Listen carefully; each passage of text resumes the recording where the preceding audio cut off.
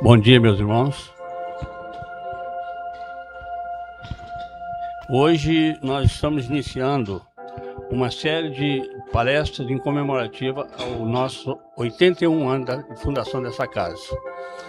Então, é com muita alegria que estamos recebendo vocês nessa manhã.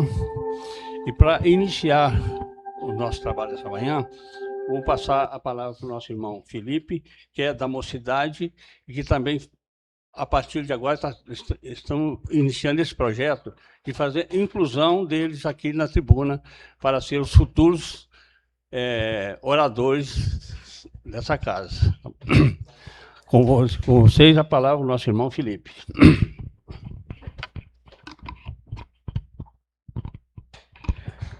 Bom dia a todos. Primeiro, eu quero agradecer a oportunidade de estar aqui. Que Jesus esteja em nossos corações. Eu sou o Luiz Felipe, eu faço parte da Mocidade Paulo de Tarso. A meditação de hoje é a lição número 105, do livro Vinha de Luz, pelo Espírito Emmanuel, psicografado por Chico Xavier. Esse aqui é o livro, para que vocês conheçam.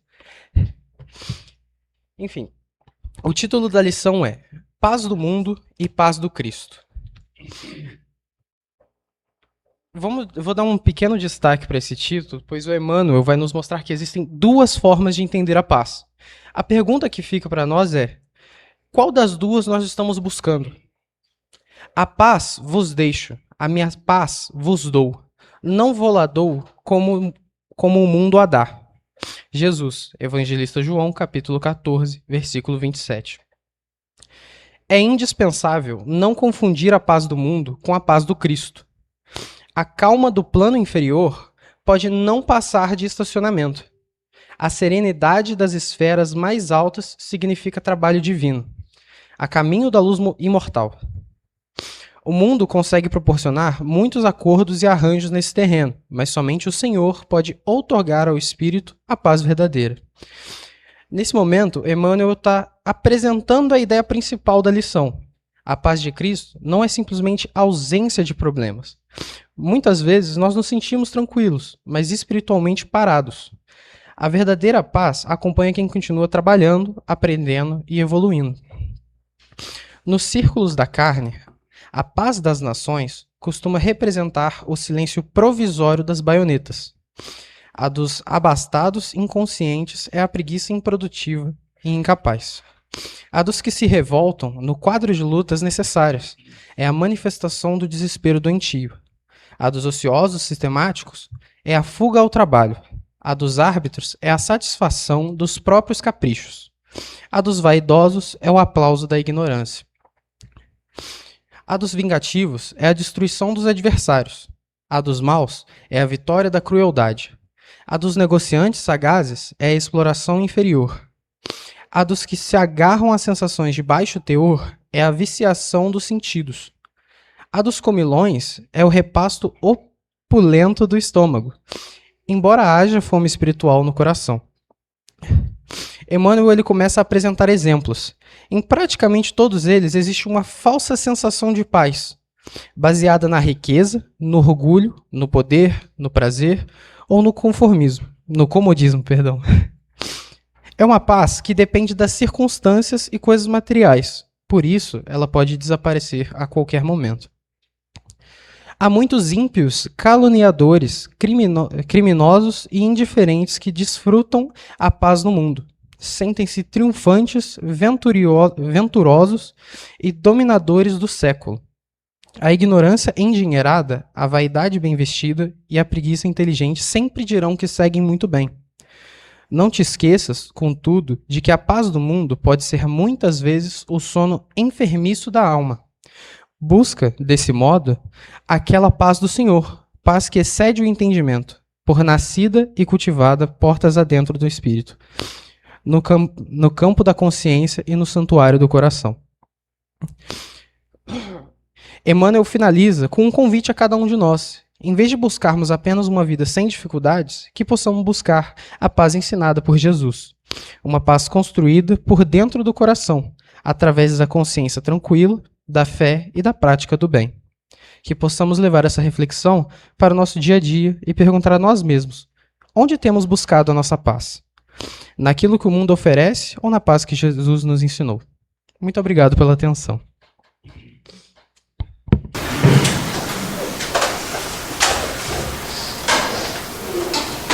Agora vamos elevar o nosso pensamento ao dar assistência desses famílias espirituais, pelo plano espiritual dessa casa, que nos assiste e nos apoia, nos protege. Que nesse momento possa induzir, principalmente ao nosso irmão, responsável pelo estudo da manhã, para que possa transmitir com segurança, com clareza,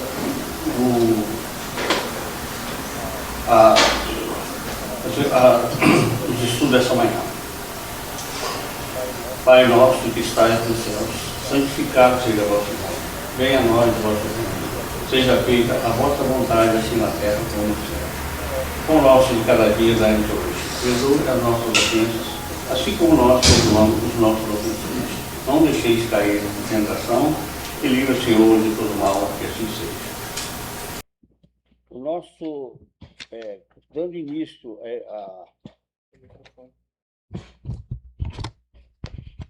início esse nosso comemoração dos 81 dessa casa, hoje nós estamos aqui conosco o nosso irmão Sandro Eloy.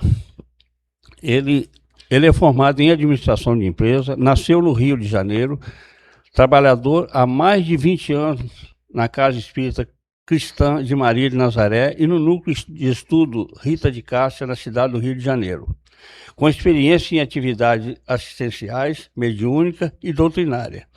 Atualmente exerce a função de diretor adjunto da área doutrinária, palestrante e orientador do curso de cursos doutrinários. Então, esse é o nosso irmão que hoje fará o estudo dessa manhã. Com a palavra, o nosso irmão. Muito obrigado. Vocês me ouvem bem? Todos me ouvem bem? Um bom dia, uma alegria muito grande poder estar aqui.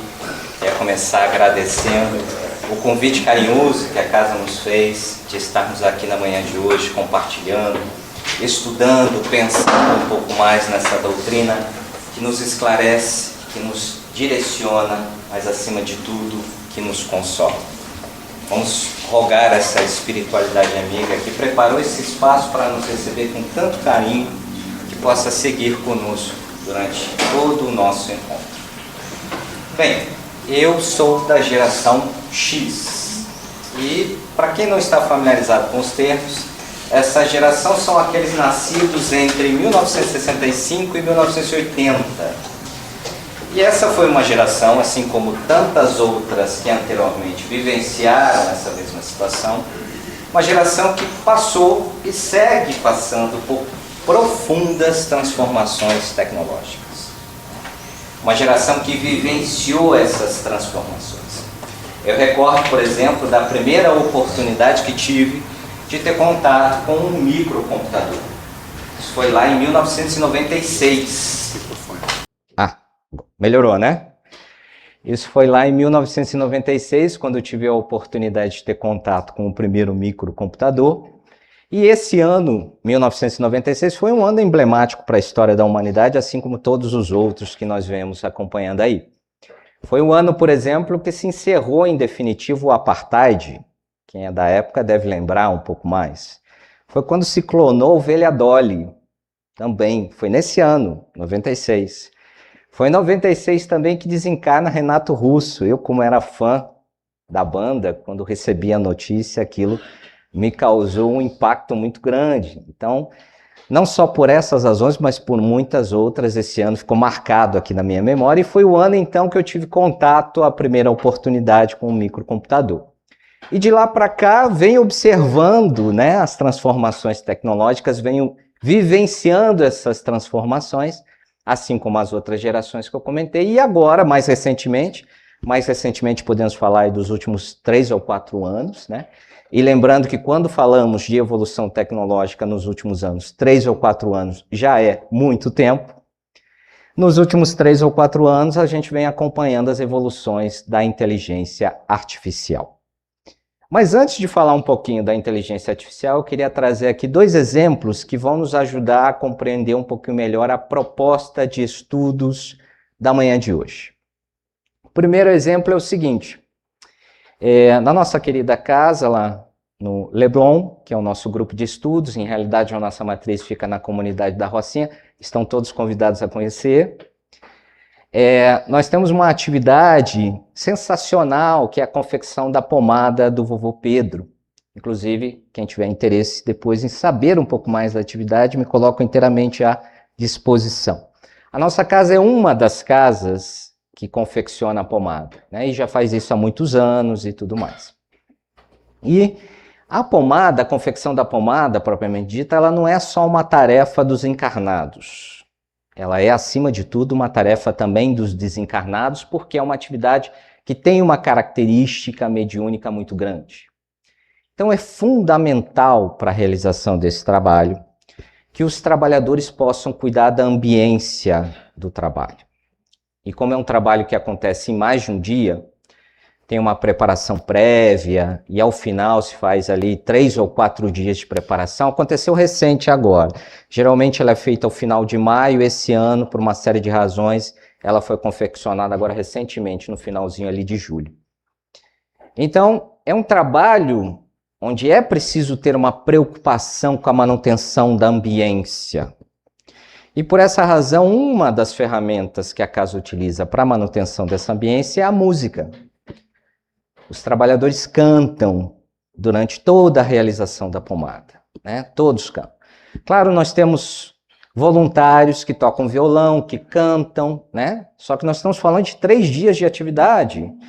Então é preciso ter um intervalo, né? E durante esse intervalo nós colocamos músicas, de uma lista de músicas que ficam tocando para garantir a manutenção desse ambiente e a produção da pomada. E aí, esse ano de 2026, eu recebi um pedido carinhoso também para ajudar a montar essa lista de músicas. Ajudar a montar esse playlist de músicas. E aí, lembra quando eu comentei que eu era da geração X? Então, acompanha comigo o raciocínio. Fui até a casa para buscar essas músicas e imaginei que receberia uma lista de músicas. Para minha surpresa, ao chegar na casa, eu recebi uma pasta. A pasta gordinha, assim. Quando eu abri a pasta, ali estavam as letras das músicas escritas à mão. Essa era a tarefa. Prepara um playlist com esse material que está aí, disponível aí. Como eu sou da geração X, qual foi o meu raciocínio? Acompanhe comigo. Vou levar para casa. Vou digitar no Google as letras das músicas. Ele vai achar a música para mim, eu vou entrar na música, vou ver se é a música correta, vou baixar uma música por música em um diretório e quando isso estiver pronto, eu copio num pendrive e levo no dia da pomada para que possa ser tocado. Acompanharam? Muita gente faria igual, não é? Pois é. Só que eu trabalho numa empresa de tecnologia. Uma empresa que está há mais de 2 anos trabalhando de maneira muito intensa na implementação da inteligência artificial. Então me veio aquela ideia. Vamos utilizar a inteligência artificial para fazer isso. Talvez eu consiga fazer em um tempo menor. Como qualquer outro trabalhador espírita, nós muitas vezes não nos ocupamos somente disso, né? Então eu fiz um cálculo. Colocando no Google, baixando a música e copiando no pendrive, eu devo levar 1 semana para fazer, considerando o tempo livre que eu tenho. 1 semana para fazer. Inclusive, foi isso que eu comentei com a casa. Eu falei, eu preciso de 1 semana para preparar o playlist. Mas aí surgiu a ideia da inteligência artificial. Então, eu fui a um chatbot. Chatbot é como o ChatGPT. Tá? Para que nós possamos se familiarizar também com os termos. Fui a um chatbot e fiz o quê? Com o meu celular, eu tirei foto de cada uma das letras das músicas, carreguei essas imagens no chatbot e comecei a calibrar com perguntas, orientando a inteligência artificial para que ela pudesse preparar o playlist. Uma vez carregadas as imagens e uma vez calibradas as perguntas, a inteligência artificial me devolveu a playlist em 7 segundos.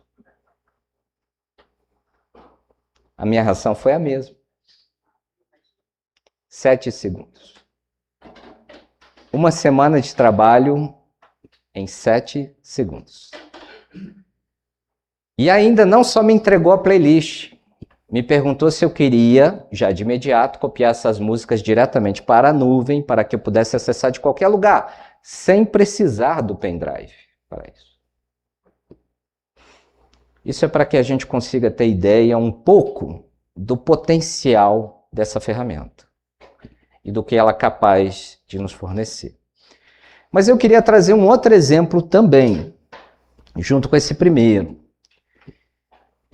Recentemente tive a oportunidade de desenvolver um trabalho para os jovens de apresentação de alguns conceitos doutrinários. E uma parte dessa apresentação era exatamente apresentar os princípios da doutrina espírita. E quando falamos dos princípios, lembrando, né? Estamos falando da existência de Deus, de um único Deus, da pluralidade das existências, da comunicabilidade entre os diferentes planos, da pluralidade dos mundos habitados, os princípios da doutrina espírita. Então, novamente, imaginando, bom, se essa apresentação precisa ser feita para os jovens, eu quero uma apresentação mais dinâmica, né? Mais interativa. Não quero aquele PowerPoint simples, com tópicos. Vamos à inteligência artificial. Fomos à inteligência artificial, carregamos os dados, colocamos as perguntas, e aí, em 4 ou 5 segundos depois, a apresentação estava lá pronta. Só que aí, eu fui checar slide por slide. E me surpreendi, porque grande parte do conteúdo da apresentação era muito mais espiritualista do que espírita. E muitos dos princípios apresentados ali não faziam parte dos princípios da doutrina espírita. Então vejam como é importante esse discernimento na utilização da ferramenta, porque o que mais pode nos surpreender? A verdade da resposta ou a maneira convincente com que ela me entrega? E essa é uma das reflexões que nós precisamos fazer quando pensamos na utilização da ferramenta, porque o que vivemos hoje, em realidade, é uma grande dicotomia, uma dicotomia que já esteve presente em muitos momentos de nossa história. E que dicotomia é essa? De estar diante de uma grande transformação tecnológica, mas sem saber muito o que fazer com ela. Nós estamos diante dessa revolução, sabemos que ela já está e que ela não será paralisada, muito pelo contrário, continuará evoluindo, mas quais são as melhores maneiras de utilizar essa ferramenta e de que maneira nós podemos utilizá-la? Então vivenciamos essa dicotomia, mas volto a repetir, uma dicotomia que em realidade nós já vivemos no passado, em muitas outras oportunidades. Por isso, esse cenário não é tão novo assim. Eu recordo de pelo menos 3 momentos da nossa história onde nós vivenciamos o mesmo cenário. O primeiro deles, a prensa de Gutenberg. Aí nós estamos falando por volta de 1450. É inegável que a prensa de Gutenberg trouxe evoluções tecnológicas à sua época. É só nós lembrarmos que até então a cópia dos livros era feita de maneira manual. E grande parte das informações eram repassadas para as pessoas de maneira verbal. Então muito se perdia aí. Com a chegada da prensa, nós temos uma revolução tecnológica que permite a disseminação de informações de maneira massiva, que permite a diminuição da perda de informação. Mas junto com os benefícios vieram também os problemas. Porque a mesma maneira que a prensa permitiu que nós divulgássemos informações de maneira massiva, também permitiu que nós divulgássemos acusações infundadas, informações equivocadas. Também permitiu isso. Veio o benefício, e veio o problema. E aqui, então, portanto, iniciamos o nosso ciclo de reflexões pensando a quem cabe, portanto, essa responsabilidade? Porque assim como a prensa permitiu a aplicação e produção da circulação, a quem cabe a responsabilidade do que se dissemina? A quem produziu a prensa? A quem utiliza a informação? Todos esses aspectos nós precisamos refletir um pouco e percebam uma dicotomia que já vivemos no passado. Então, hoje a ferramenta é diferente, mas o cenário é muito parecido. Pensemos, por exemplo, na máquina a vapor de James Watt. Aí estamos falando por volta de 1770. É inegável que ela trouxe transformações, transformou a sociedade, o mercado de trabalho, as organizações, gerou riqueza. Mas, ao mesmo tempo que ela beneficiou e trouxe todos esses benefícios para a sociedade, ela também permitiu o estabelecimento de exploração e desigualdade. Então, juntamente com o benefício, vêm também os problemas e os convites à reflexão. E um último, para nós nos lembrarmos aqui rapidamente. A chegada dos microcomputadores, por volta da década de 80, aqui no Brasil um pouquinho mais tarde. Eu lembrava de 96, quando tive o primeiro contato com o computador, e depois os smartphones. Quem é da época deve lembrar, antes o telefone só servia para ligar. E agora? Agora o que temos em nossas mãos não é um poderoso microcomputador? Quem aqui já teve receio no passado de fazer compras pela internet, por exemplo? Agora existe um dado, inclusive de e-commerce amplamente divulgado, que cerca de 30% das necessidades das famílias brasileiras está sendo plenamente atendido com o comércio eletrônico. As lojas físicas ainda existem, mas isso já faz parte da nossa realidade. E quantas dificuldades nós fomos passando nesse intermédio de tempo até que fôssemos aprendendo a necessidade de ajustar a melhor utilização da ferramenta. Não se dizia, por exemplo, que a utilização dos smartphones e dos computadores ia tirar das pessoas a possibilidade de saber escrever? Eu lembro que se falava disso. Que as pessoas não conseguiriam se relacionar mais. Então percebam, junto com os benefícios, vem chegando aí os problemas e o convite para que nós possamos refletir um pouquinho mais sobre a melhor utilização, sobre a melhor forma de condução daquilo que nos chega. Então, portanto, e aí vale a pena nós reiteramos esse ponto, então, portanto, não se trata, quando falamos de inteligência artificial, de aceitar ou de rejeitar a tecnologia, porque isso não está ao nosso alcance. Ela já está e continuará.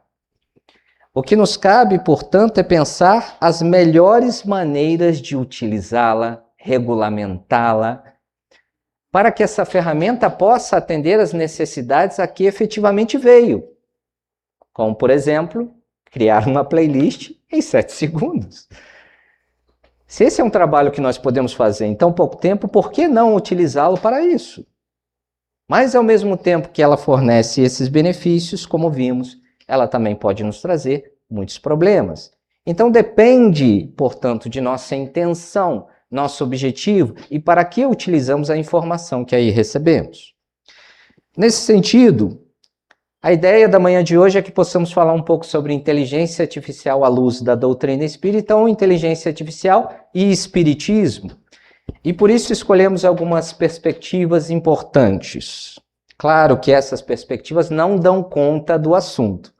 É um assunto bem vasto e acredito que precisaríamos, né, Vera, de uns 10 seminários para falar, mas pelo menos essas perspectivas nos ajudam a ter uma visão um pouco mais ampla do tema. A primeira delas, o que é inteligência artificial? Nós estamos tão acostumados com o ChatGPT, mas muitas vezes imaginamos que a inteligência artificial seja somente o ChatGPT. Ela é muito mais do que isso, e acreditem, ela já está presente em nossas vidas, muito mais do que vocês imaginam. Se você tem o WhatsApp, a inteligência artificial está aí. Se você chega em casa e liga o seu streaming, Netflix, Disney, qualquer que seja, a inteligência artificial está aí. Se você utiliza em casa o Word, o Excel, o PowerPoint, através de uma conta do Office 365, a inteligência artificial está aí, através do Copilot. Então não se engane. A inteligência artificial já está presente em nossas vidas muito mais do que nós imaginamos, através, por exemplo, da utilização de um algoritmo que indica os conteúdos que nós vemos na nossa tela, que nos sugestiona. É um equívoco, por exemplo, imaginar que quando você entra dentro da sua conta do Instagram, você está vendo tudo que a ferramenta pode fornecer. Ela está te mostrando o que o algoritmo já identificou. São as suas preferências, os caminhos que você direcionou. E a inteligência artificial está atuando nesse sentido. Então é importante pensarmos um pouco o que é a inteligência, para depois falarmos um pouquinho da inteligência artificial à luz da doutrina espírita e por que não falarmos de inteligência, para diferenciarmos a máquina do espírito. E a pergunta que nos cabe aqui é: quem é o detentor, portanto, da verdadeira inteligência? A reflexão nesse item importante a se fazer é um pouco dessa. Quem é efetivamente? Será que nós podemos olhar para essa ferramenta e entender ela como sendo efetivamente inteligente? Para pensarmos um pouquinho na sua utilização como ferramenta e, por fim, falarmos do seu impacto no trabalho humano e na fidelidade ao conteúdo espírita. Lembra-se do exemplo que eu dei da apresentação que trazia conteúdo apresentado como princípio da doutrina espírita, mas em realidade não era? É importante, então, falarmos um pouquinho dessa fidelidade ao conteúdo espírita e o impacto no trabalho humano, porque recentemente, ao final de 2025 e início de 2026, a Price, uma das maiores consultorias do mundo, divulgou um relatório informando que nesse ano de 2026 e até metade do ano de 2027, seguramente mais de 30% dos postos de trabalho sofrerão algum tipo de impacto direto da inteligência artificial. 30% é muita coisa, gente. É muita coisa.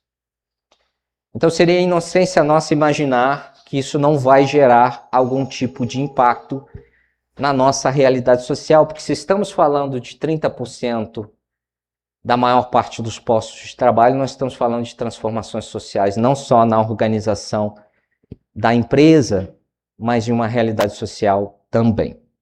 Bom, essa é a proposta da manhã de hoje para as nossas 3 horas? Perdão, vamos no tempo, né? Vamos no tempo. Então, iniciamos a nossa trajetória falando do que é inteligência artificial. A inteligência artificial é uma criação humana que, baseada em dados matemáticos, algoritmos e padrões de dados, ela simula, atenção na palavra, simula funções cognitivas. Tá? Que funções cognitivas ela simula? Aprender, decidir, prever. Isso é inteligência artificial. Então, num conceito um pouco mais simples, podemos dizer que é uma máquina que é capaz de aprender e decidir. E prever também. Isso é inteligência artificial. Num conceito bem simples, tá? Aí nós podemos fazer uma comparação que eu gosto bastante, que nos ajuda a compreender um pouco melhor essa realidade. Imagine que você está dirigindo seu carro e você vê uma vaga. Você vai parar o seu carro naquela vaga ali. Sem o cenário da inteligência artificial. Como você vai fazê-lo? Você vem, você olha e visualmente você calcula o tamanho da vaga. Não é assim?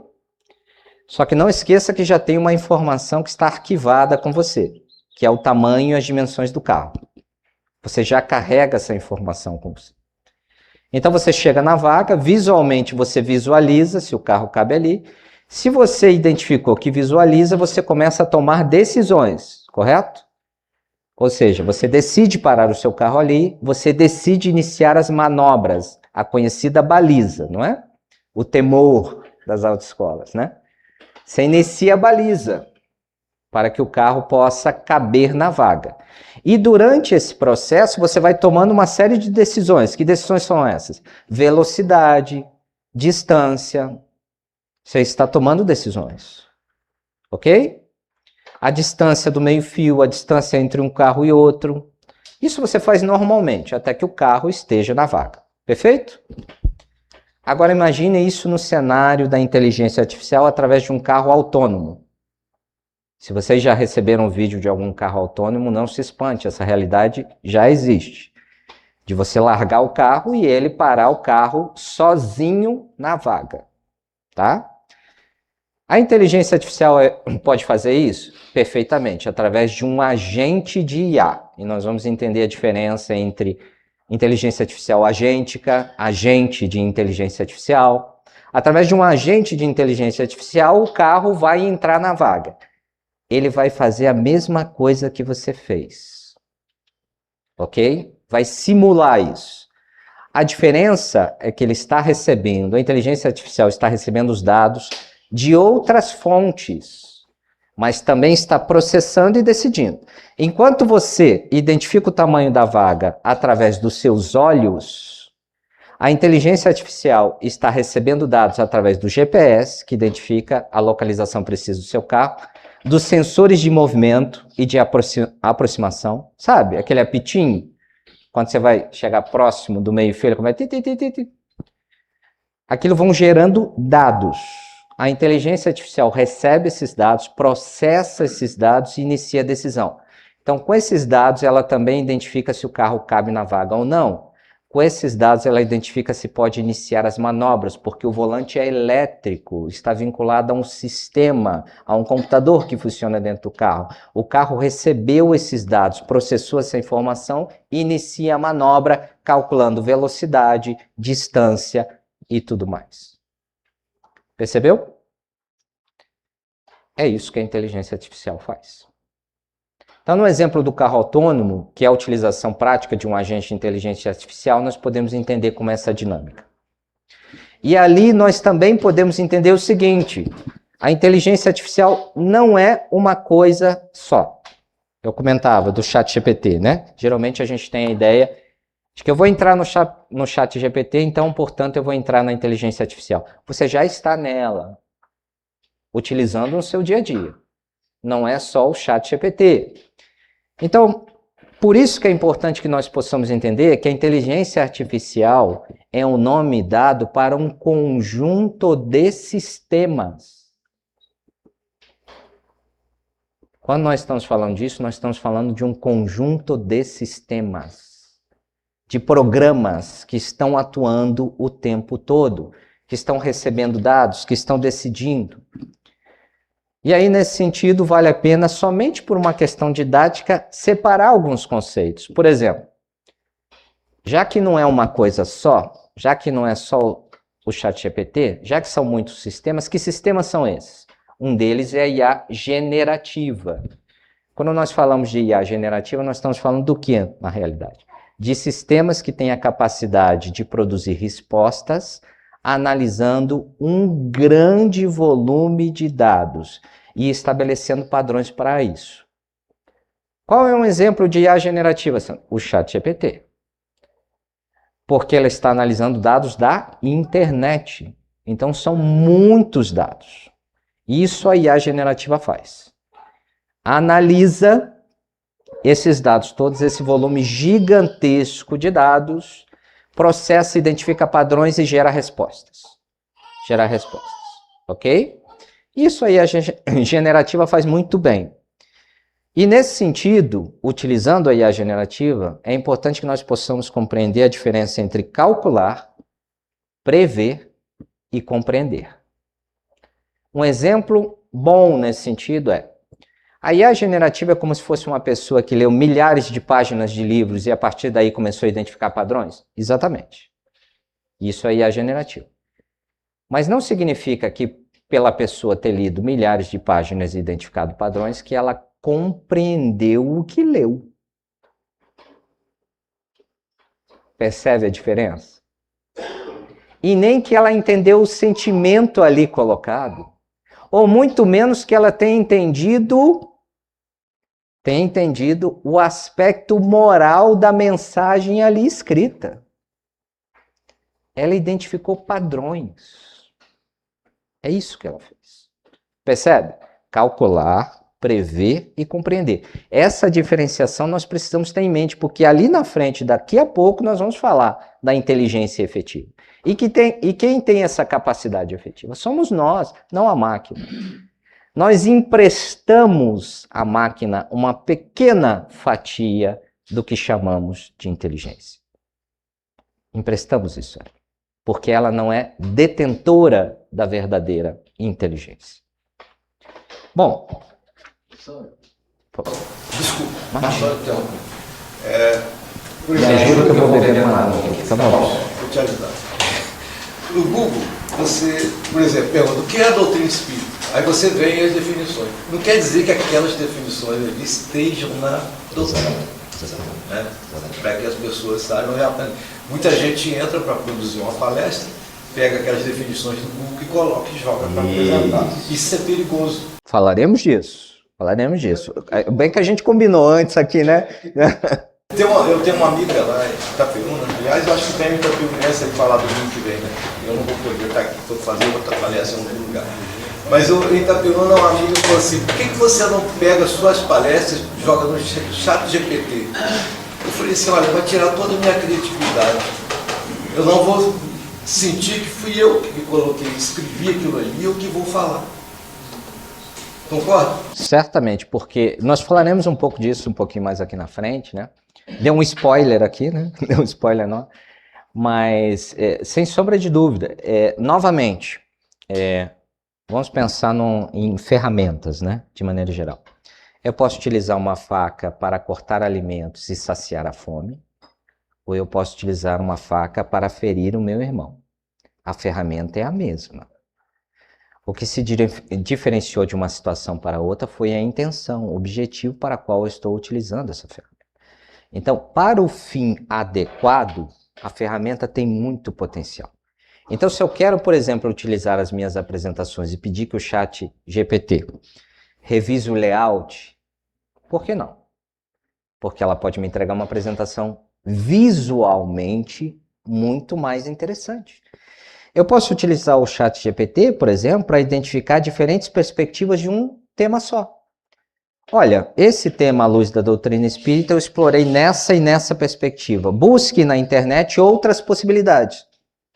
Eu estou utilizando ela como fonte de pesquisa e análise. Por que não?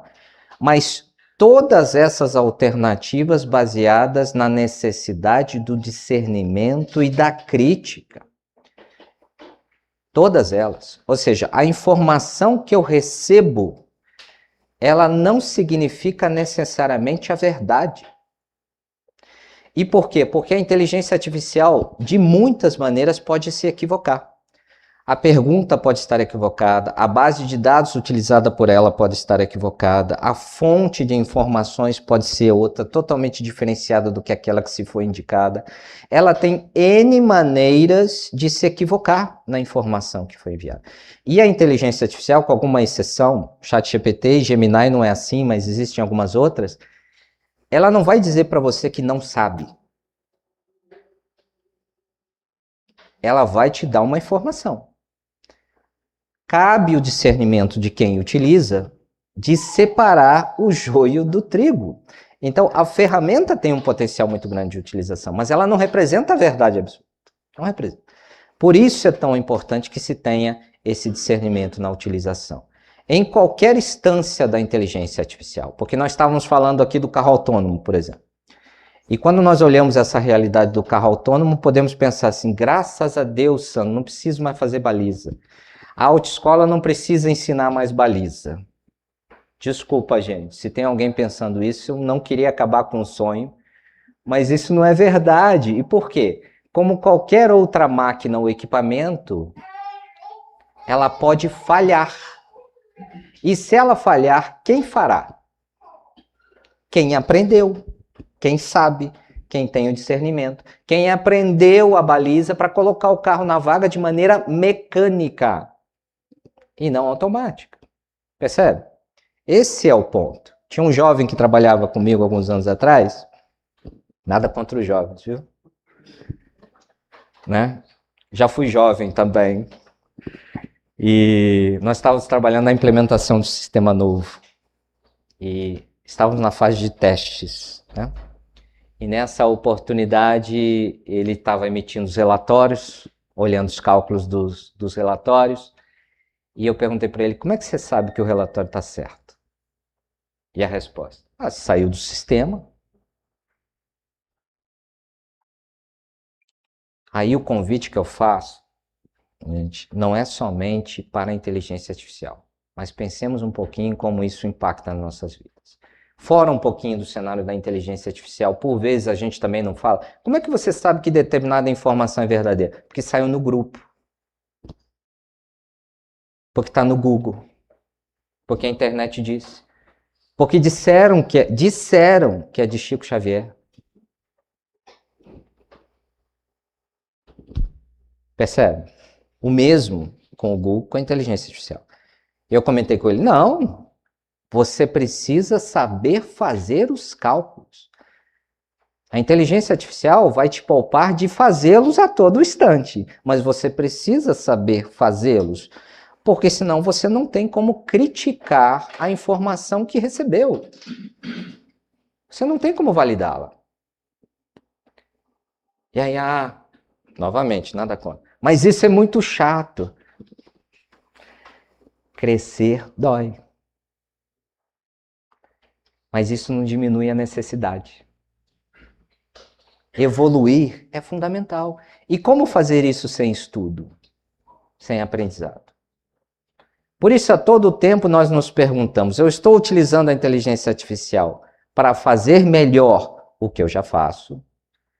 Ou para me negar a fazer o que eu devo fazer? Percebe a diferença? Essa é a grande diferença. Porque eu não posso, por exemplo, utilizar a inteligência artificial para substituir a necessidade do estudo. Não. O estudo é necessário para meu crescimento. E paremos um pouquinho para pensar. Isso já existe, porque é natural do espírito humano, não é? Quando não existia inteligência artificial, computador, smartphone, seja o que for, a gente também não queria dar um jeitinho? Não queria? Vamos abrir o coração, gente. Não queria? Dar o jeitinho, a gente chegava em casa, com a lição de casa, aí alguém ia nos ajudar. Pai, mãe, tio, tia, avó, quem fosse. Ia nos ajudar. Aí a gente ali sentado, ouvindo, a pessoa explicando. Na maioria das vezes a gente me perguntava, escuta, você não pode já me dar a resposta?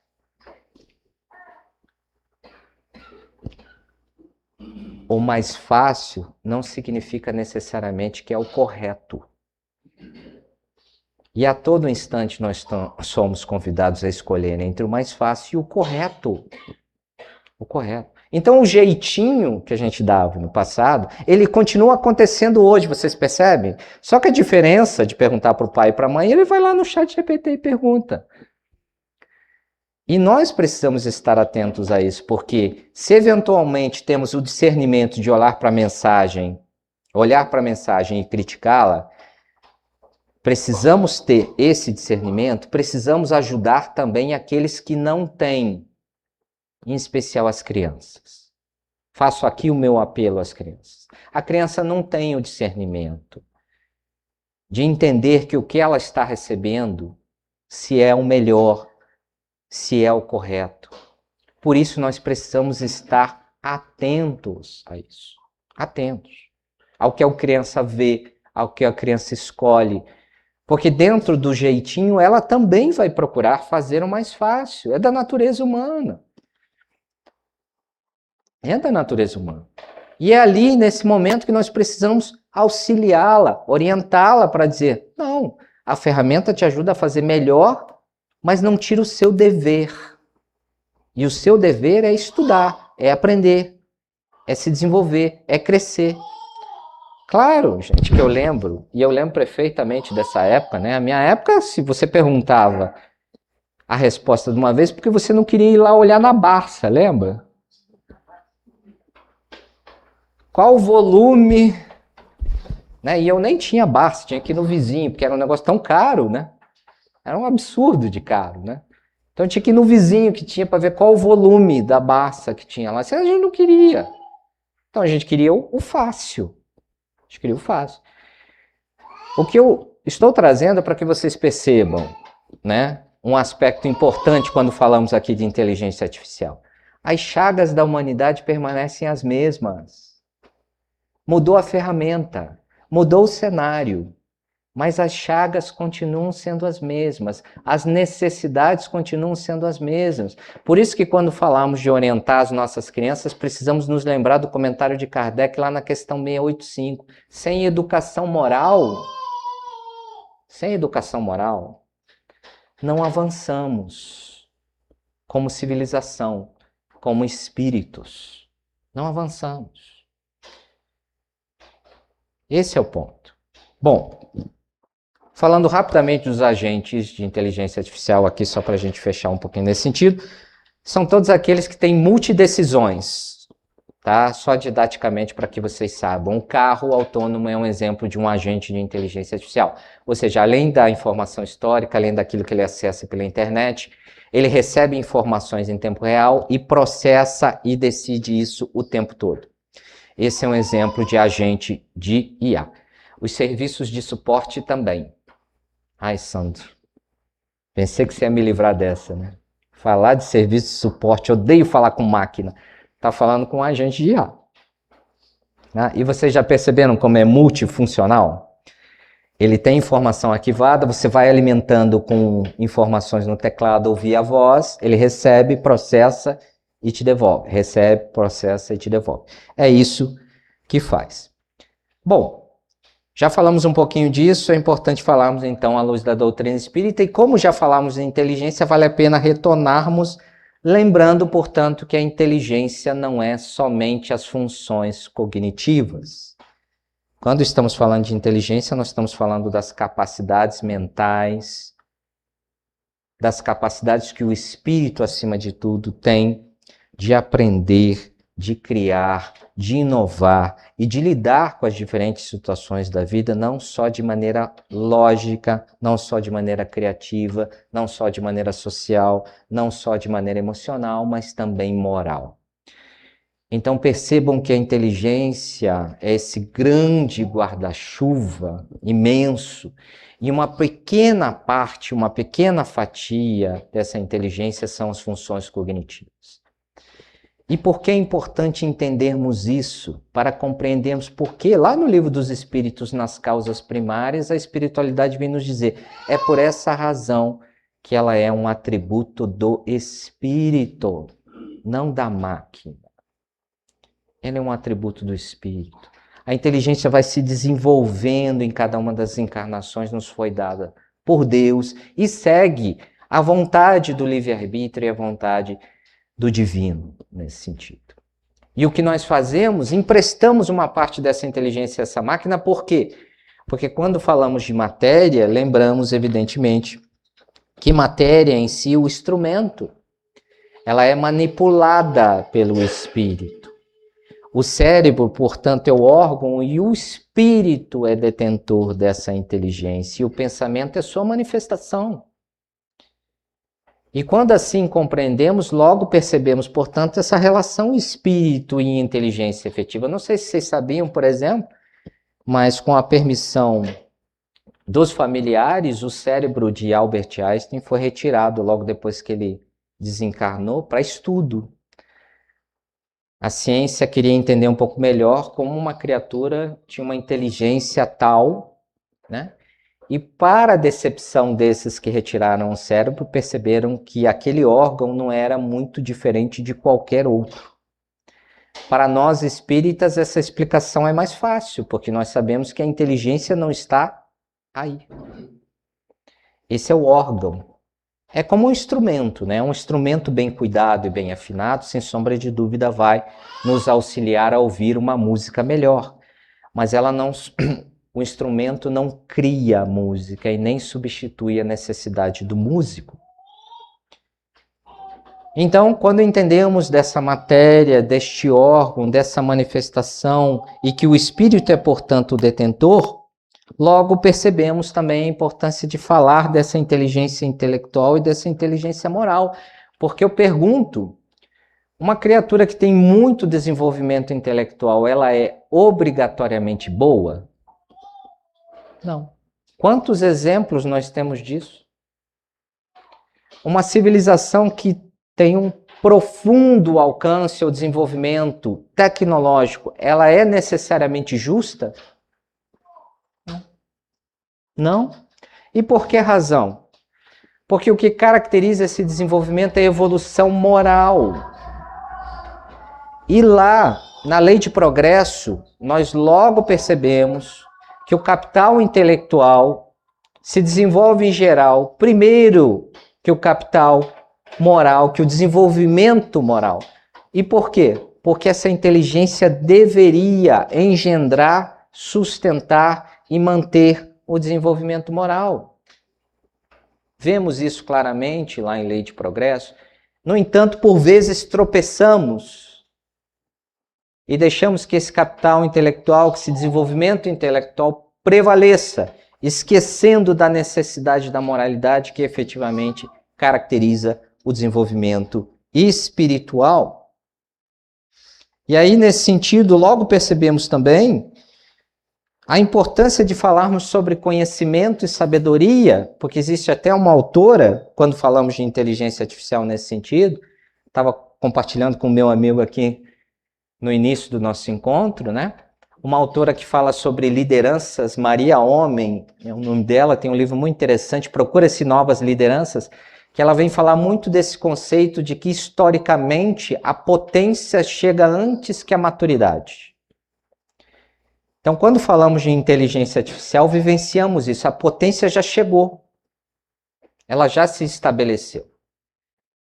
Cabe a cada um de nós estabelecer a moralidade necessária para que a ferramenta cumpra efetivamente o seu dever. Nesse sentido, quando falamos de conhecimento e sabedoria, é importante também relembrarmos que informação, conhecimento e sabedoria são três coisas diferentes quando analisamos esse aspecto da inteligência artificial. Informação o que é? Está ali o nosso livro ali, né? Nosso querido companheiro. Está ali. O que temos ali dentro do livro? Informação. Somente informação. Quando eu pego essa informação, trago ela para a minha vida e ela transforma o meu comportamento, aí virou conhecimento. Conhecimento é a capacidade que nós temos não só de organizar, como de aplicar a informação. Ela virou conhecimento. E sabedoria, Santo? Quando eu aplico, quando eu transformo para o bem. Porque eu posso transformar o meu comportamento sem necessariamente aplicá-lo para o bem. Agora, se eu o aplico para o bem, efetivamente, eu sou dotado de sabedoria. E nesse cenário, informação, conhecimento, sabedoria, e perto do que nós vimos, de prever, calcular e compreender, percebem que nós estamos falando de dois cenários completamente diferentes? E é exatamente por essa razão que agora, depois dessa introdução, essa foi a introdução, gente, nós podemos, de maneira um pouco mais clara e específica, compreender efetivamente a diferença entre IA, máquina e espírito. Eu vou fazer um quadrinho aqui rápido, gente. E é claro, espero poder contar com o apoio de todos vocês, tá? Porque agora é a hora de aplicar misericórdia e a caridade para esse que vos fala, porque a letrinha aqui é difícil. Mas, à medida que eu vou escrevendo, eu vou lendo aqui junto com vocês para que nós possamos ver juntos. Então, aqui nós temos a inteligência artificial. E aqui nós temos o espírito. Como vimos até então, a inteligência artificial, ela processa dados. E além de processar os dados, ela, portanto, também simula decisões. E além disso, ela aprende padrões. Isso que a inteligência artificial faz e que vimos até então. E nesse aspecto, como é que nós podemos diferenciá-la da realidade do espírito? E a doutrina espírita vem nos auxiliar muito nesse sentido, a começar pelo fato de que o espírito tem consciência de si. O espírito sabe quem é, evolui, cresce, compreende. E isso o diferencia de um mero processamento de dados.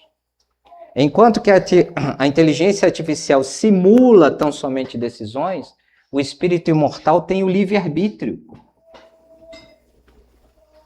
E utiliza de maneira consciente para o seu crescimento.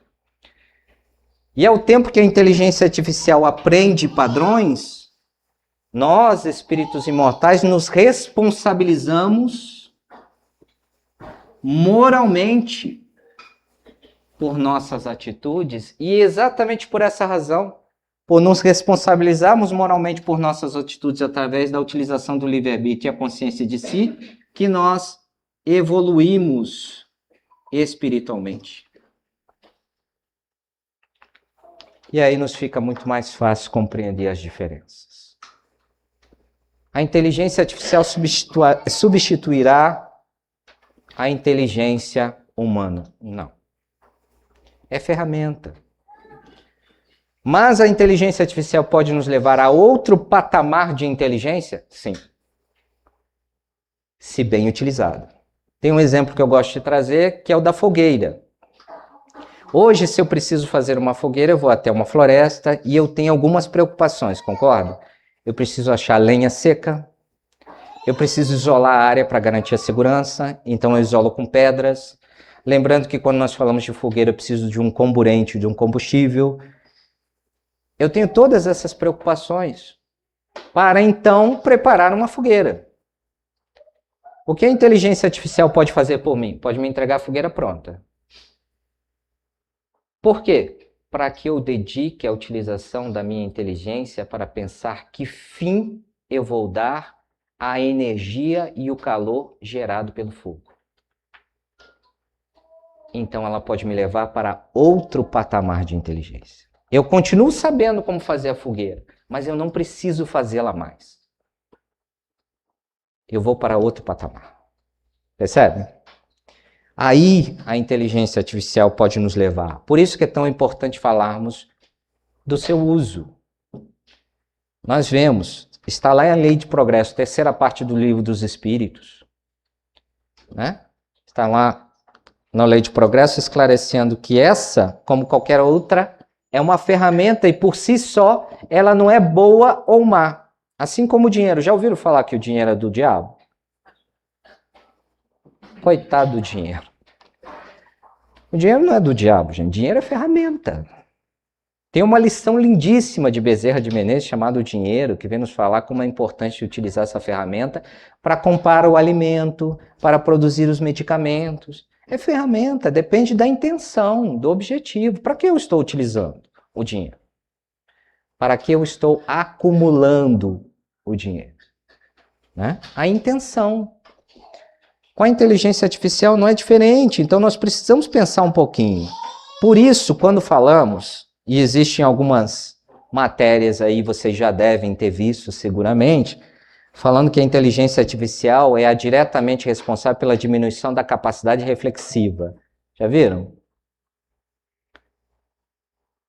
Aí vamos lembrar do jeitinho novamente? É ferramenta. Como ferramenta, cabe a nós como sociedade, como indivíduos, procurar as melhores maneiras de regulamentá-la.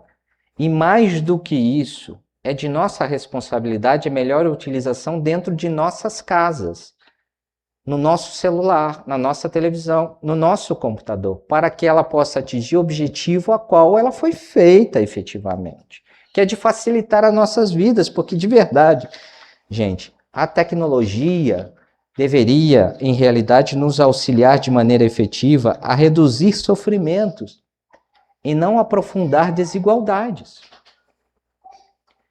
A esse objetivo que nós deveríamos estar focados. Então, quando falamos dessa diminuição de capacidade reflexiva, precisamos estar atentos, acima de tudo, de que maneira nós estamos educando e acompanhando os nossos filhos. Porque se nós estamos permitindo que ele entre no ChatGPT ou no Google, pegue as respostas prontas para tudo, onde está o acompanhamento, o discernimento e o senso crítico? Percebem a nossa responsabilidade aí nesse sentido? Novamente, a inteligência artificial não deveria e não pode diminuir a nossa responsabilidade pelo estudo, não deveria abandonar o nosso esforço de escrever. Gente, pode parecer antiquado, mas não é. Escrever.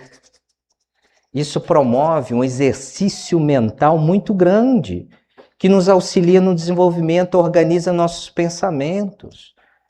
Escrever. Escrever. Então, claro que eu posso utilizar a ferramenta para muitos outros fins, mas preciso ter o discernimento e um conhecimento de fazer as diferenciações. Seria um engano, por exemplo, nós estávamos falando do algoritmo. Assim como o algoritmo pode me trazer as preferências, ele também pode me auxiliar a fazer muitas outras coisas. Eu tomei conhecimento há 3 semanas atrás de que a inteligência artificial, através da identificação de padrões, está auxiliando na cidade do Rio de Janeiro os médicos a encontrarem com muito mais facilidade e rapidez, pessoas para a realização de transplantes. Olha o que a ferramenta pode auxiliar. Porque acessa uma base de dados gigantesca, cruza dados, e nós sabemos que é preciso ter compatibilidade. A inteligência artificial faz isso e entrega a informação de uma maneira mais rápida a quem precisa ter acesso a essa informação. Então veja como a ferramenta pode auxiliar, mas ao mesmo tempo a ferramenta também pode preparar a novela das frutas. Gente, olha só, se ninguém viu, não veja. Não veja. Não veja. Dá uma sensação isso.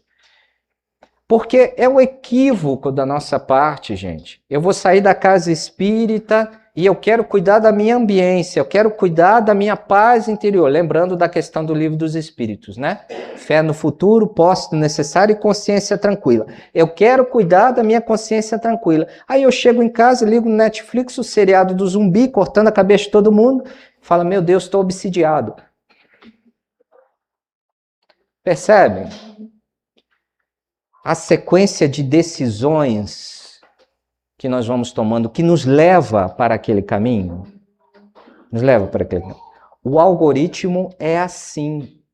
Se eu entro dentro da rede social, se eu entro dentro do streaming, se eu entro dentro dessas ferramentas e começo a buscar determinada coisa com frequência, ele identifica que é isso que eu quero. E ele separa de todo outro conteúdo isso. E começa a me mostrar.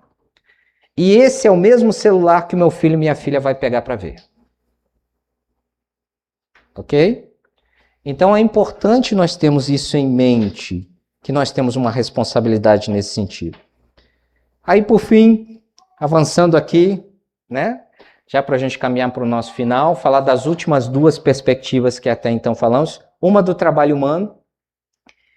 E aí, nesse sentido, vale a pena lembrar da lei do trabalho, que nos diz que o trabalho não é somente um emprego, é toda a ocupação útil. Então, nós trabalhamos muito mais do que nós imaginamos, e a inteligência artificial vem, portanto, sim, substituir tarefas, mas não necessariamente empregos. E um ponto que eu faço sempre questão de comentar, porque participo, inclusive, disso no grupo de empresas com quem eu trabalho, se uma pessoa eventualmente tem as suas tarefas substituídas pela inteligência artificial, não significa que ela seja incompetente. Só ocorreu uma substituição de tarefas. E com substituição de tarefas é perfeitamente possível o desenvolvimento de novas competências. Então, o grande desafio quando nós falamos desse impacto de 30% nos postos de trabalho é o de requalificar, ressignificar. Isso é uma responsabilidade social. Nós, como sociedade, temos o dever de cobrar por isso. Nós não podemos simplesmente aceitar que essas pessoas todas se vejam sem emprego diante da inovação tecnológica. Elas têm perfeitas condições de atuar em outras frentes, de realizar novas tarefas, e comento isso porque faço parte de um grupo que tem exatamente esse objetivo: requalificar as pessoas que eventualmente têm as suas tarefas substituídas pela utilização de qualquer tipo de tecnologia, não só inteligência artificial.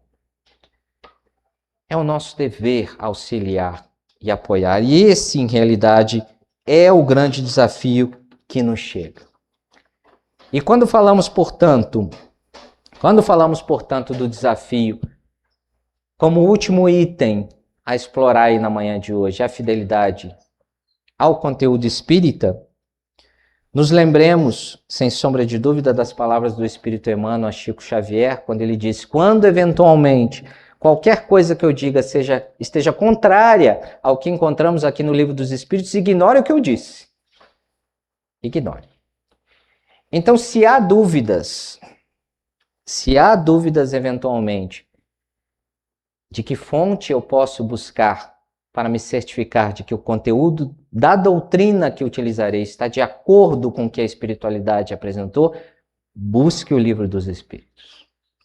Busque os livros que fazem parte da codificação, porque é aí que está toda a base de nossa doutrina, aí está o que nos foi apresentado pelos Espíritos. E é isso que precisa sustentar o nosso discernimento no momento da escolha, do filtro, da crítica em cima do conteúdo que recebemos. Mas para que isso aconteça, é preciso que estudemos. Lembra-se? Inteligência artificial não pode substituir o nosso dever de estudar, de trabalhar em si mesmo e pelo outro. Isso não substitui o nosso dever. Reunião pública é sensacional. Lá na nossa casa espírita nós também temos. É um momento de orientação, de reflexão, de socorro, de assistência. A espiritualidade atende a todos nós enquanto nós aqui estamos. E acontece ao redor uma realidade que muitas vezes nos escapa ao nosso entendimento, mas que é muito maior do que nós imaginamos. Mas a reunião pública não tira o nosso dever de estudo e de trabalho. Para que seja possível ter discernimento, é preciso ter senso crítico, e esse senso crítico vai se fazer pelo estudo, pelo trabalho. Comentávamos aqui também com o nosso amigo antes de ingressar, quantas vezes, nas anotações que fizemos na pergunta que lemos há 5 anos atrás, hoje já são completamente diferentes. O que mudou nesse intervalo? Nossa experiência, nosso conhecimento, nossas vivências, que permitiram uma nova leitura deste conteúdo. Então, quando falamos de fidelidade a esse conteúdo espírita, que possamos nos basear aí. E por fim, pela terceira vez que falo por fim, mas agora é verdadeiro. Agora é verdadeiro. Quando falamos dessas reflexões adicionais que dizíamos, a nossa responsabilidade com relação ao algoritmo, a nossa responsabilidade com relação ao que utilizamos, acho que vale a pena uma pergunta final que eu gostaria de deixar aqui, que é: enquanto nós, como humanos, como humanidade, nós estamos ensinando as máquinas a responder, enquanto estamos fazendo isso, nós efetivamente estamos aprendendo a responder moralmente pelo uso que fazemos dela? E deixo essa pergunta aqui por que razão, meus amigos, minhas amigas? Por trabalhar em uma empresa de tecnologia, por vivenciar essa tecnologia todos os dias, posso dizer com propriedade: o que me preocupa de verdade não é a inteligência artificial, é a desinteligência natural e a negligência moral. É isso que me preocupa de verdade, porque sem essas duas coisas, nós não saberemos adequar a ferramenta para aquilo que ela efetivamente nos serve ou deveria servir. Oi? Uma última sugestão aí, desculpe, mas eu acho que esse assunto aí cabe um seminário de pelo menos 3 horas. Pelo menos.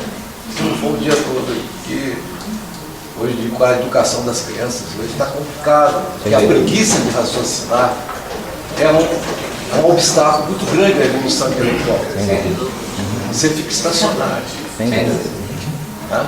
Então, eu acho que é assunto aí para muitas professoras participarem, instrutores e tudo mais. Tá? Um seminário aí. Concordo. Vamos lá.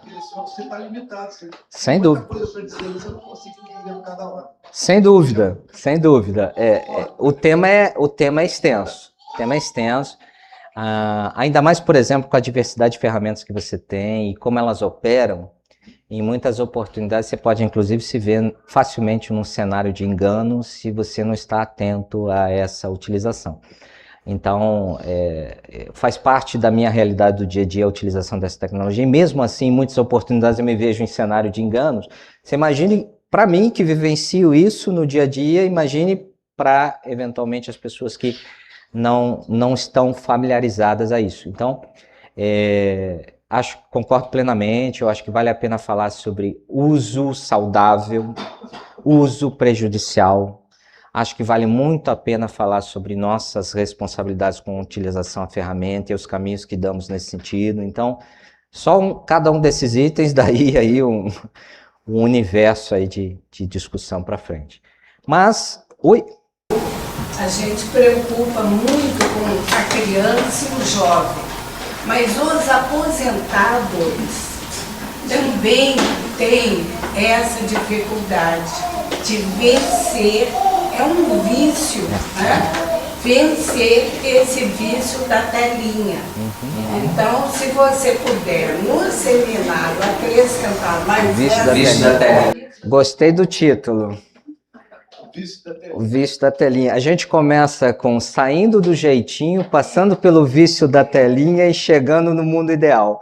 Vamos aí. Sem dúvida. Sem dúvida.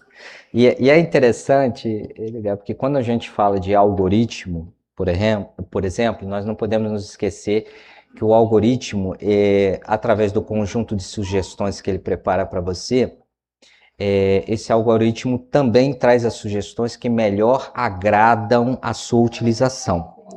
Então, e como ele mede isso? Ele mede isso, por exemplo, ao tempo de tela que você dedica a cada assunto, tá? Então, isso é muito mais sutil do que eventualmente você imagina. Então, mas eu não estou parando. Você que pensa. Assim, em cada momento, você não precisa necessariamente curtir. Não. A cada tempo que eu direciono o meu tempo de visão sobre aquele determinado assunto, o algoritmo está processando ali uma informação. E como grande parte dos algoritmos utiliza conceitos da psicologia e psiquiatria moderna, não só para direcionar esses conteúdos com relação ao tempo de utilização, mas para que ele vincule aos seus gostos pessoais, você tem aí também um universo muito grande de cuidados a ter, né? Então, aquilo que parece ser inocente não é. Não é. É preciso ter atenção. E aí, o ponto que eu sempre faço questão de reiterar é o seguinte: não significa que seja somente coisas ruins, ou que as redes, ou que a ferramenta sirva para o mal. Trouxe aqui o exemplo dos transplantados, trouxe um outro exemplo que me ocorreu também há pouco tempo, de como a inteligência artificial tem auxiliado o grupo de médicos lá no Rio de Janeiro a produção para a ortopedia, de prótese, isso, de próteses ortopédicas, na produção do material a ser utilizado, num material que tenha menos capacidade de rejeição do corpo humano. Então, veja como a ferramenta tem condições de nos levar, como eu disse, a outro patamar de inteligência. Mas nós precisamos dar os direcionamentos. Nós precisamos não só estar atentos a isso, como dar os direcionamentos e orientando. Porque a ferramenta ela não vem junto com a orientação, né? Você recebe o celular, você não recebe o manual dizendo, não, olha isso aqui, olha aquilo lá, atenção com isso, atenção com aquilo. Você recebe o pacote todo, né? Então, como é importante esse trabalho de orientação também para que durante a utilização isso possa ser melhor direcionado. Vou deixar aqui também uma perguntinha, depois se vocês tiverem a curiosidade, quem utiliza o chat GPT, depois em casa ou em qualquer outro lugar, entre no chat GPT e pergunte para ele o seguinte, coloca essa perguntinha lá, como eu estou te tratando?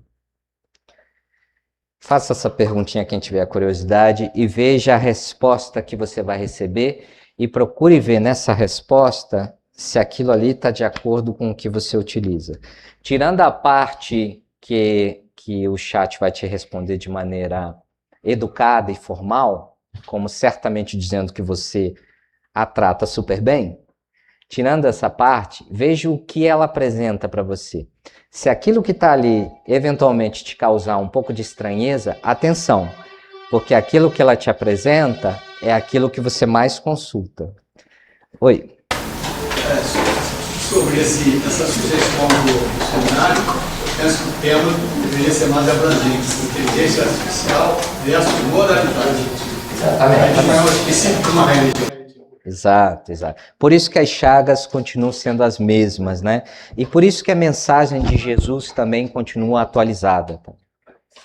Por vezes se fala que o que nós vemos na doutrina espírita, né, no Evangelho, nas mensagens de Jesus, não cabem mais na atualidade. Gente, Jesus veio falar a realidade do Espírito e a realidade do Espírito continua sendo a mesma. Nós vivenciamos ainda as chagas morais, que são resultado direto do orgulho, do egoísmo e da vaidade. Continuamos com a necessidade de desenvolvimento moral, isso não se modificou. Então, as mensagens continuam super atuais e nos servem, sem sombra de dúvida, para o nosso dia a dia. Para encerrar, gente, queria compartilhar aqui com vocês uma poesia, já que estamos falando de inteligência artificial, essa poesia se chama Entre Circuitos e Consciências. Veja que interessante. E ela diz assim: criamos máquinas que aprendem depressa, que contam, analisam, preveem sem cessar, feitas de códigos, dados e lógica expressa, reflexo da mente humana a trabalhar. Chamamos de inteligente o que executa, o que responde, classifica, calcula e prevê. Mas a inteligência, à luz da vida absoluta, é mais do que saber, é saber ser. A inteligência artificial não ama, não sofre, não erra por orgulho, nem acerta por perdão. Ela apenas reflete como espelho que nos oferece a imagem exata de nossa intenção. Não é boa nem é má, é ferramenta em ação, como o fogo, a palavra, o poder de criar. O valor moral nasce na mão, no coração do espírito que escolhe como usar. Podemos com ela ampliar pontes e cuidados, educar, incluir, servir, esclarecer, ou reforçar distâncias, medos, abusos velados, se faltar consciência no saber fazer. Porque o verdadeiro progresso, irmãos, não se mede no quanto a máquina consegue pensar, mas no quanto o espírito aprende a amar, respeitar, escolher e renunciar. Que a técnica avance, sim, é lei do progresso, mas que a ética caminhe junto sem se atrasar, pois a inteligência sem amor é excesso, e saber sem consciência pode nos desviar. E que jamais esqueçamos na era digital da lição eterna que o Espiritismo nos traz. O progresso intelectual conduz ao progresso moral, mas não o acompanha sempre. Nosso papel, portanto, é estarmos vigilantes para garantir que essas duas asas estejam parelhas o tempo todo. Gostaram? A inteligência artificial que me ajudou a fazer. Quando bem utilizada, a inteligência artificial pode, inclusive, encantar. Obrigado, paz e bem a todos.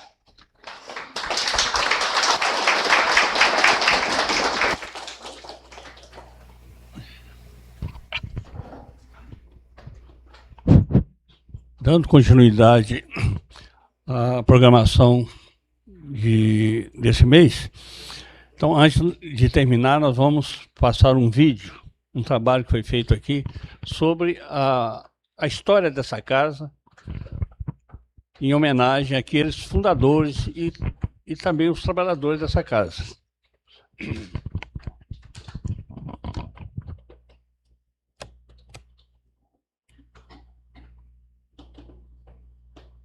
Associação Espírita Estudantes da Verdade, 80 anos.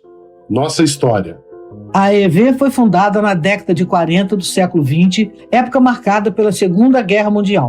Viviam 2.782 habitantes do povoado de Santo Antônio, de Volta Redonda, 8º distrito de Barra Mansa, que teve sua emancipação em 1954, passando a se chamar Volta Redonda.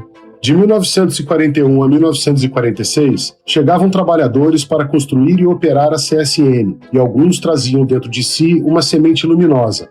Eram simpatizantes e conhecedores da doutrina dos espíritos. 1945, fundação da Instituição Espírita. Em 19 de agosto, foi realizada a primeira reunião do grupo de pioneiros para atender um caso de desobsessão na casa do Dr. João Gomes de Miranda, na Avenida Paulo de Fronten, 286, bairro Aterrado, onde hoje é a Igreja Metodista, e houve neste dia uma comunicação do espírito Caboclo Biratã pelo médium Wagner Dias Barbosa, com a sugestão para ser criada a Associação Espírita Estudantes da Verdade. Os pioneiros e fundadores são Natalino Nunes Vieira, Oswaldino Gamboa, Afonso Pereira da Silva, Iaro de Castro, Wagner Dias Barbosa, Honório de Souza, Geraldo Urzedo, Braulio Pires Batista, Eupídio de Lima, Sebastião Pereira Assunção e João Gomes de Miranda. 1945. A escolha do patrono espiritual. Na reunião seguinte, o espírito Frade Antônio Silva, através do médium Adalto de Souza Teles, sugeriu que a associação adotasse o padre Francisco de Paula Vitor, de Três Pontas, Minas Gerais, como patrono espiritual, o que foi aceito. Padre Vitor se comunicou posteriormente pelos médiuns Braulio Pires Batista, Adalto de Souza Teles e Oswaldino Gamboa. 1945. Eleição da primeira diretoria. Em setembro, em Assembleia Geral, num imóvel alugado na rua São João, número 92, que funcionou como a primeira sede, 25 espíritas reuniram-se para referendar a criação da AEV, aprovar o estatuto e aclamar os primeiros confrades para dirigir a associação. Presidente, Adalto de Souza Teles. Secretário-geral, Ari Duarte de Figueiredo. Segundo secretário, Afonso Pereira da Silva. Procurador, José Ribeiro Vaz. Segundo procurador, Oswaldino Gamboa. Bibliotecário, Wagner Dias Barbosa. Diretor de assistência, Sebastião Pereira de Assunção. Zelador, Sebastião Beraldo. Conselho Fiscal, Natalino Nunes Vieira, Iaro de Castro e Pedro Moreira. 1950. O terreno da sede atual. No ano de 1950, foi comprado o terreno da sede atual por 10 mil cruzeiros, onde havia uma meia-água que foi adaptada para ser a sede provisória. 1950. Criação da Escola de Evangelho Emmanuel. A Escola de Evangelho funciona até hoje sem interrupção. A primeira orientadora foi Marise Gamboa, filha do fundador Oswaldino Gamboa, e a primeira aluna foi Silene Dalva Silva. 1950. Início da livraria. As atividades ocorriam nos fundos do salão de palestras. 1952. Início da construção da sede definitiva.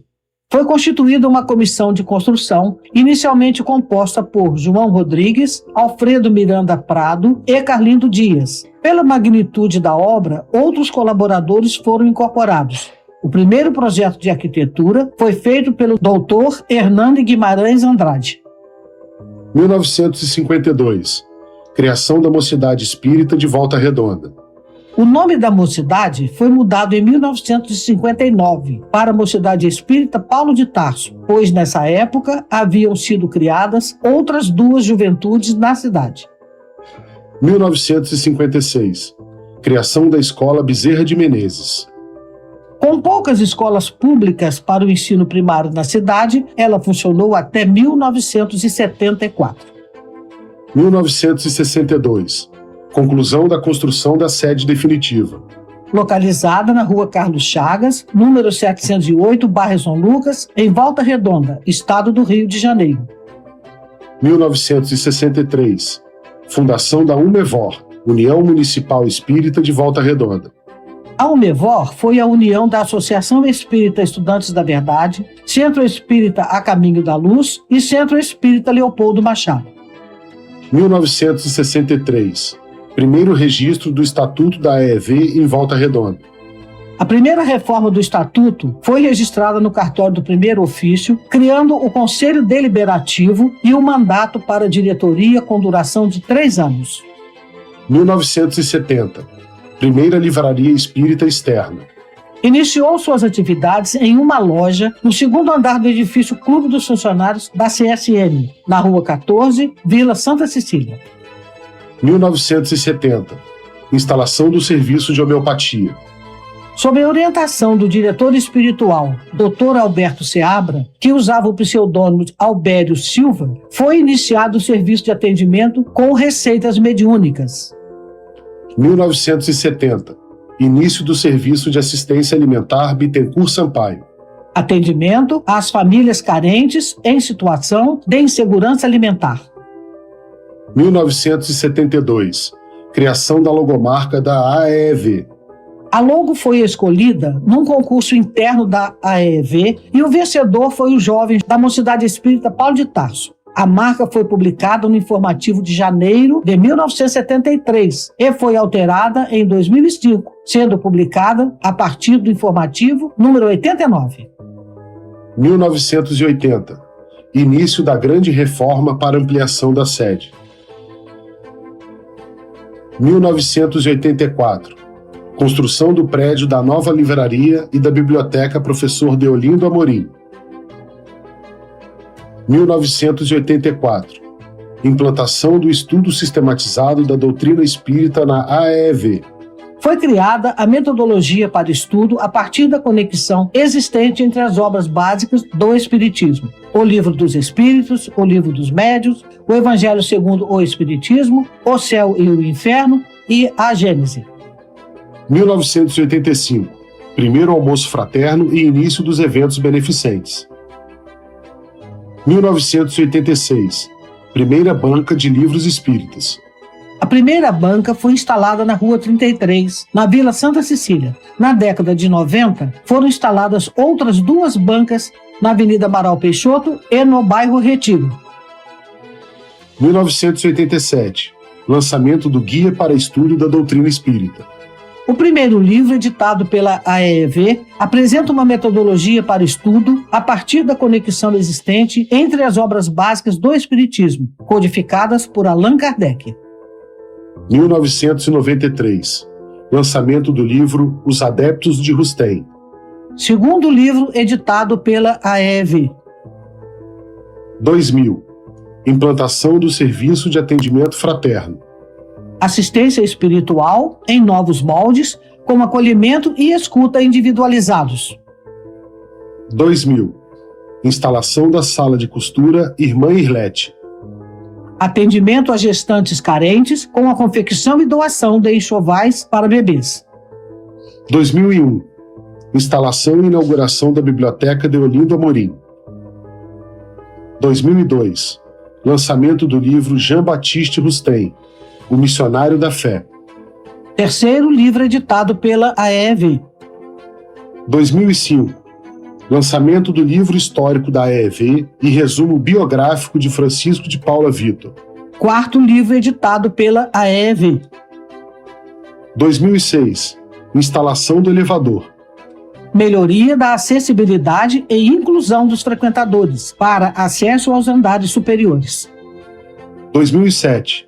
Início das atividades do Grupo de Visitas à Casa de Custódia de Volta Redonda. 2008.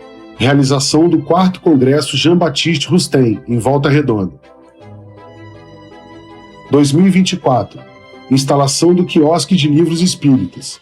Localizado na Rua 16, no Largo do Clube dos Funcionários, na Vila Santa Cecília, em substituição à banca da Rua 33. 2025. Lançamento do livro A Bandeira do Espiritismo. Quinto livro editado pela AEV. Associação Espírita Estudantes da Verdade. 80 anos de história.